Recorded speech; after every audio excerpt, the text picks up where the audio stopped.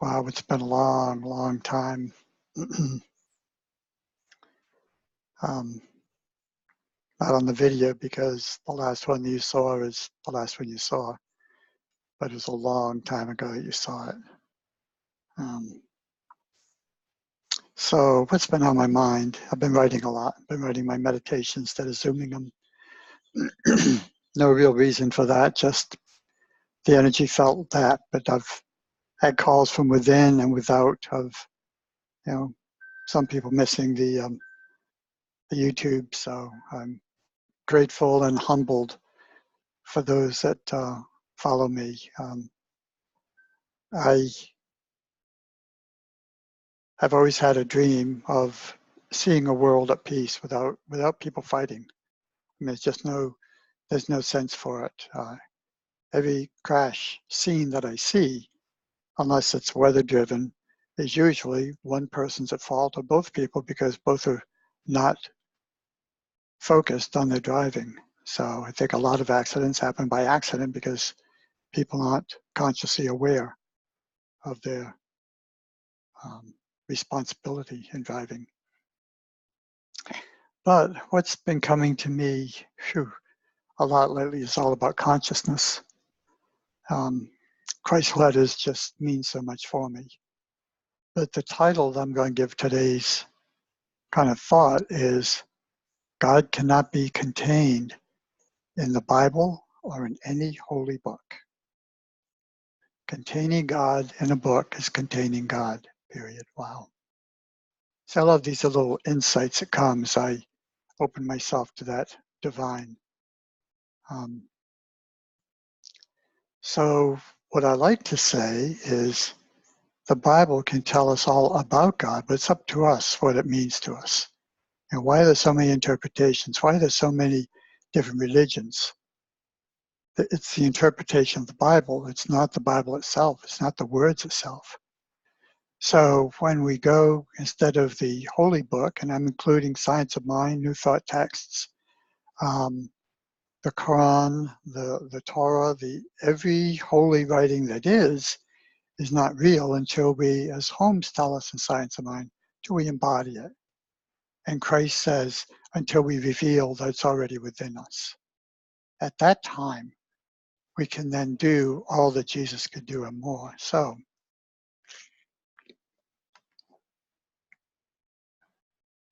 my favorite example is at some point we had a rogue Baptist minister who is, in a sense, kicked out of the church because they didn't like the way he presented his ministry. He didn't have notes. He didn't button his jacket when he stood up. They saw him having a beer at a Pizza Hut or something, and all these things were, immoral characteristics for the minister of the Baptist faith. So he, with those of us, kind of like Jesus with his disciples, broke away, and then we involved others. So in that, we were becoming more community-oriented, not in the Christian way of saving the world, but in true service of how can we assist. And so it came to our small group. I don't know how, but there was a blind man who needed transportation to pick up his son every other weekend and bring him back. So I thought about that in my current work and school schedule, and I thought, yeah, weekends, I can fit that in. It was about an hour round trip each time, so 2 hours on the weekend. But the important thing is I went over to meet him first, and so we could get to know each other, and that I was offering to drive and so forth. And as I was talking, he says, so you think Jesus is pretty cool, huh? I said, yeah, this man is at this time 79 years old, the age I'm getting to be. And I said, yeah, he's my best friend. He said, do you read the Bible? I said, of course. He said, why?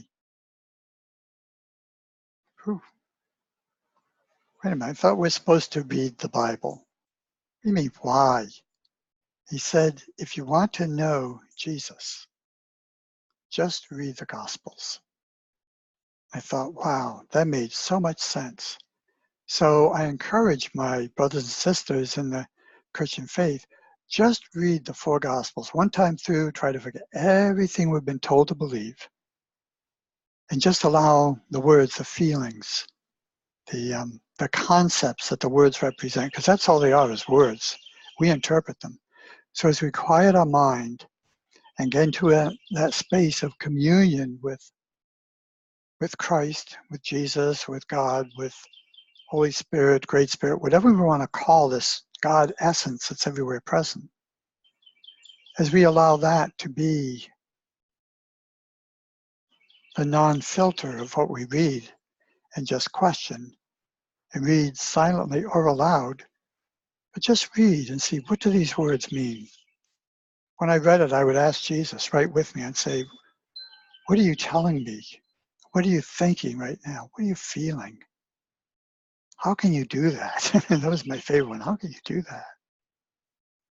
And asking that, at one point, I kind of got inside of his body of what would it feel like to be Jesus? What would it feel like to have that peace that surpasses understanding? What would it be to love everyone?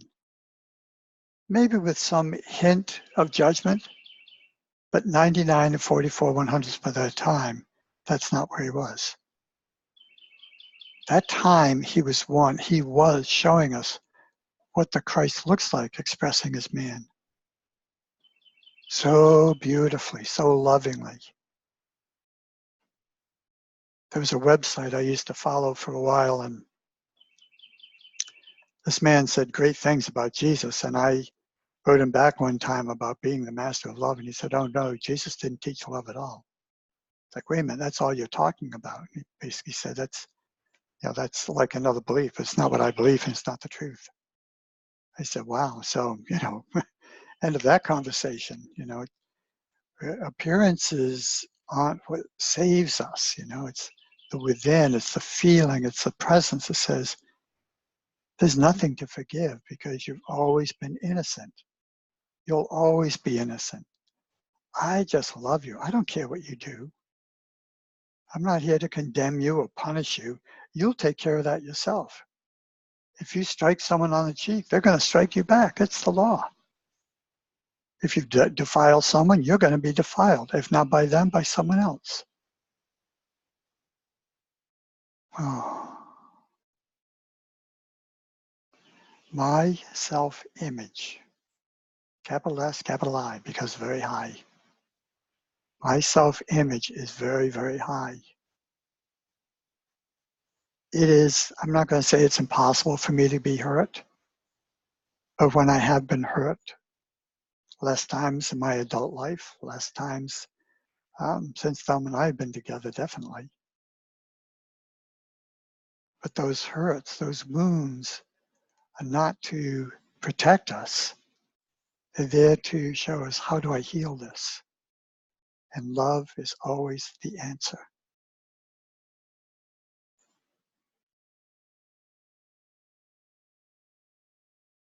How do I heal this?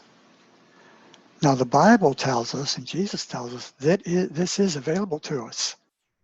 But until we own it, it's like I have a peer who attends every prosperity class that's going, and constantly in a state of feeling there's not enough. I said, you can go to all the classes, you can read all the books, but until you actually do it, you're not doing it, just knowing about it. So I think I've said some pretty good things. I'm going to keep this short for a change, because I think that the shorter it is, the more brief. I don't know, just seems like the right time. So I love you. I bless you. If you want to be in touch with me, it's chapelinthesky@aol.com, because I have no walls. Whatever I'm in is wallless. It's just the infinite presence. So it's chapelinthesky@aol.com, no hyphens or anything. And then if this is the first YouTube of me you've seen, my channel is channel-in-the-sky. And the hyphens are necessary to find me easier. And then there'll be other selections there. So just look for me. My face is there. May not look the same as I do now, but it's still me. You'll recognize me. So God bless you. I love you. Thanks for being in my life and inviting me and allowing me to be in yours. Many blessings. Bye-bye.